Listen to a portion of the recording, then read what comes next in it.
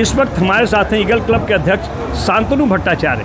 आइए जानते हैं कि इस बार नवरात्रि में माँ दुर्गा के दरबार में क्या कुछ है खास। कि हमारा ये 56वां वर्ष है, ईगल वाराणसी का ये 56वां वर्ष है और 56वें वर्ष में हमने माँ का जो है शक्ति रूप की पूजा तो हम करते ही हैं, लेकिन इस बार हम माँ का देवी रूप का, मातृ रूप का जो है हम लोग जो है वो दर्शाने की कोशिश किए हैं। जैसे हम तो या देवी सर्वभूतेषु शक्ति रूपेण संस्थित, इसमें माँ का महिषासुर मर्दिनी रूप है, परंतु माँ का एक रूप ये भी है कि या देवी सर्वभूतेषु मातृ रूपेण संस्थिता।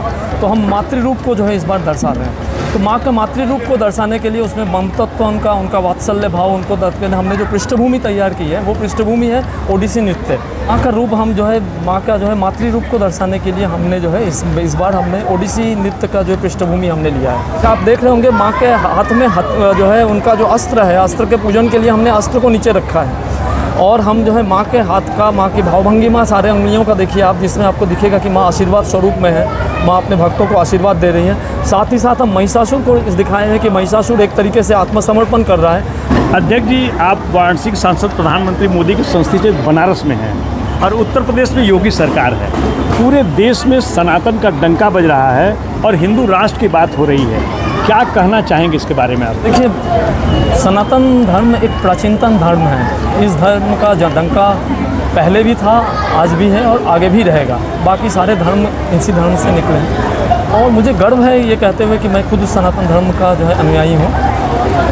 बाकी देखिए, राजनीति जहाँ तक है, राजनीतिक की उसमें है, इस बात के लिए मैं प्रधानमंत्री जी और मुख्यमंत्री जी दोनों को धन्यवाद देता हूँ कि वो सनातन धर्म के प्रचार प्रसार में भी वो काम कर रहे हैं। सनातन धर्म का की जो हमारी जो धर्म की हमारी जो परंपराएं हैं उनका वो निर्वहन सक्रियता से कर रहे हैं, इसके लिए मैं उनको धन्यवाद देता हूँ। और जब विदाई होती है तो पूरा और विदाई जो होता है वो बहुत भावपूर्ण हो जाता है, मनोरम होता है, वो बहुत ही भावपूर्ण होता है। हमारी माताएं, हमारी बहनें, हमारी बहुएं जो है माता के साथ सिंदूर खेलती हैं, सिंदूर माँ को लगाती है और वही सिंदूर फिर वो अपने मांग में भरती हैं। आप देखते होंगे कि हमारी बंगाली महिलाएं हाथ में जो है उनके सुहाग का प्रतीक वो सफ़ेद रंग की का शंख का पोला पहनती हैं, तो उसमें वो जो है वो सिंदूर अर्पण करती है। तो ये एक खूबसूरती है जो बंग साहित्य या बंग दर्शन में आपको देखने को मिलता है। मैं क्लाउन टाइम्स के दर्शकों को बताना चाहता हूँ कि सनातन की और परंपरा की जो संस्कृति देखने को मिलेगी वो बंग समाज के आयोजन में जरूर देखने को मिलती है।